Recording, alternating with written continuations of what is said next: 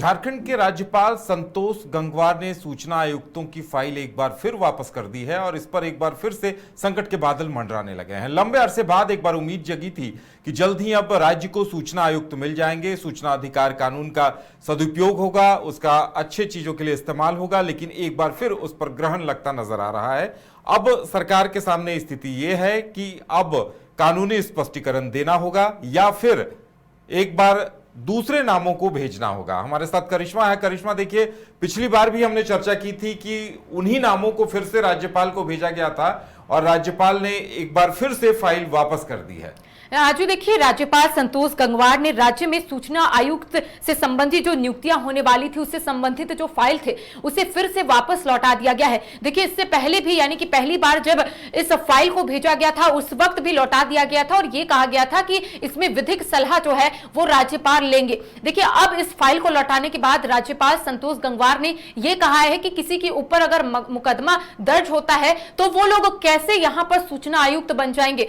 तो ऐसे में उन्होंने यही कहा है वापस लौटाने के क्रम में कि अगर किसी के ऊपर मुकदमा है, हालांकि देखिए उन्होंने एक नाम का जिक्र किया था, अमूल नीरज खलखो, उनकी तरफ से यही कहना था कि इनके ऊपर 5 जो एफआईआर है वो दर्ज की गई है। साथ ही साथ उन्होंने तनुज खत्री का भी जिक्र किया है कि उनके ऊपर एक एफआईआर जो है वो दर्ज हुई है। तो आखिर ये लोग राज्य के कैसे सूचना आयुक्त बन सकते हैं। देखिए, इससे पहले भी जब फाइल लौटाई गई थी उस वक्त भी राज्य की सियासी सरगर्मी तेज हो गई थी, क्योंकि उस वक्त ये कहा जा रहा था कि जो 4 नामों की अनुशंसा की गई है, ये 3 इसमें जो है वो राजनीतिक बैकग्राउंड से बिलोंग करते हैं, कोई ना कोई पार्टी से वो जुड़े हुए हैं। लेकिन इस बार जो राज्यपाल को कहा गया है वो यही कहा गया है कि इसमें एक जो है वो वरिष्ठ पत्रकार है, यानी कि अनुज कुमार सिन्हा।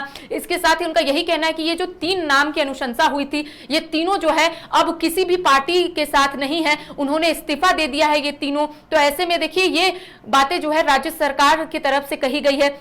जब पत्र जो है, जब ये संबंधित फाइल जो है राज्यपाल को भेजा गया था, इस दौरान ये बात कही गई है कि तीनों जो राजनीतिक बैकग्राउंड से बिलोंग करते थे अब ये लोग इस्तीफा दे दिए हैं, अब ये लोग राजनीतिक बैकग्राउंड से ताल्लुकात नहीं रखते हैं। देखिए, सवाल उस वक्त यही उठ रहे थे कि लंबे अरसे के बाद राज्य में सूचना आयुक्त जो है वो मिल जाएंगे, लेकिन अब जो है दूसरी बार फाइल जो है वो लौटा दी गई है। पहली बार फाइल लौटाई गई थी, उसमें ये कहा गया था। हमारे साथ सूचना अधिकार कार्यकर्ता सुनील महतो भी जुड़ गए हैं।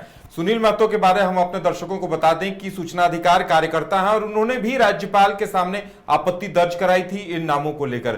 सुनील जी, आपका बहुत बहुत स्वागत है न्यूज बाइस्कोप में। सुनील जी, ये जो पूरा प्रकरण सामने आया है, कहीं न कहीं ऐसा लगता है कि सूचना अधिकार नियमावली का ही माखौल उड़ाया जा रहा है। बिल्कुल, सरकार की मंशा ही कभी नहीं रही है कि सूचना आयोग कार्यशील हो, क्योंकि कार्यशील रहने पर जनता दस्तावेज मांगती है, विभागों में जो खर्च हो रहे हैं, अनियमितताएं सामने आती हैं, तो जो भी सरकारी अधिकारी कर्मचारी हैं वो कभी चाहते नहीं हैं। और ये जो हमारे अभी सरकार में शामिल जो राजनेता हैं, इन्हीं अधिकारियों की साजिश का शिकार हो गए और ये पिछले 6 वर्षों से सूचना आयोग कार्यशील नहीं है। बिल्कुल, लेकिन अगर सरकार की मंशा होती तो ऐसे नामों को लेकर के बढ़ाती जिनमें विवाद नहीं होता और पारदर्शी तरीके से करती। लेकिन सरकार तो यहाँ पूरी तरीके से गुपचुप तरीके से करना चाहती है।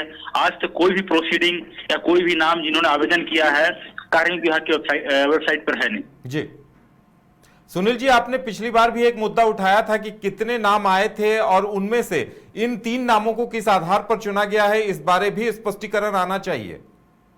बिल्कुल, सुप्रीम कोर्ट का दिशा निर्देश है कि जो भी नाम जिन लोगों ने आवेदन किया है वो नाम आने चाहिए और जिन लोगों को शॉर्टलिस्ट किया जा रहा है उसका क्या क्राइटेरिया है वो भी सार्वजनिक होना चाहिए। और जो सिलेक्शन कमेटी जिन नामों को का अनुमोदन राजभवन करती है, राज्यपाल पास करती है नियुक्ति के लिए, उनका जो मानदंड और हर एक नाम के आगे उनकी नोटिंग होनी चाहिए कि उनको विशेषज्ञता क्या है जिसके आधार पर उनका चुनाव किया गया है।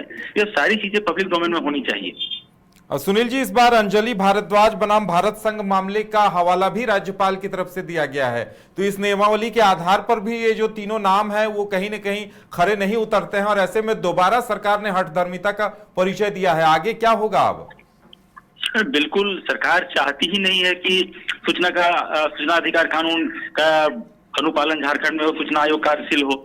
अगर वो चाहती कि कार्यशील हो तो पारदर्शी तरीके से जो है विवाद रहित नामों को आगे बढ़ाती और सूचना आयोग जो है कार्यशील होता। सुनील जी, लगता है अब ये पूरा मामला अदालत की चौखट तक भी पहुंचेगा?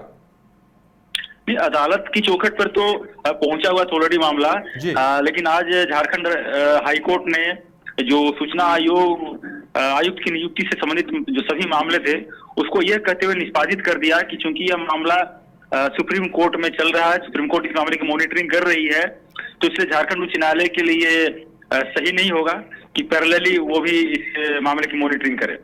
तो सुनील, लेकिन ये भी एक लिबर्टी दिया है सभी लोगों को कि फिर से इससे संबंधित मामलों को लेकर के कोई अगर विभ्रांस है तो पीआईएल को में नई पीआईएल दाखिल कर सकते हैं। तो सुनील जी, अब आगे आपके विचार से क्या लगता है, इस पर क्या होगा अब आगे?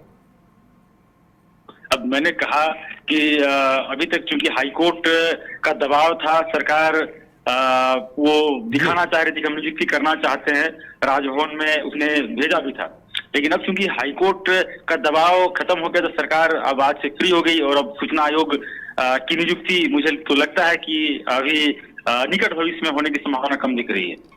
चलिए सुनील जी, हमारे साथ जुड़ने के लिए और अपनी बात रखने के लिए आपका बहुत बहुत धन्यवाद। तो ये थे सूचना अधिकार कार्यकर्ता सुनील महतो, जिनका कहना था कि सरकार का इरादा ही नहीं था सूचना आयुक्तों की नियुक्ति का, इसलिए ऐसे नाम दिए गए थे ताकि ये नियुक्तियां ना हो। और आज उन्होंने एक बड़ी बात बताई कि झारखंड हाईकोर्ट ने इस मामले को निष्पादित कर दिया है और कहा है कि सुप्रीम कोर्ट इस मामले की सुनवाई कर रहा है। यानी इसके मायने साफ है कि अदालत की तरफ से जो दबाव था वो दबाव अब खत्म हो गया है और झारखंड सरकार अब निर्णय लेने को बाध्य नहीं है। तो ऐसे में जैसा कि ये बता रहे हैं कि अब जल्द निर्णय होने की, ठोस निर्णय होने की संभावना नहीं है। देखने वाली बात यह होगी कि अब राज्यपाल की आपत्तियों के मद्देनजर झारखंड सरकार क्या करती है, क्या निर्णय लेती है।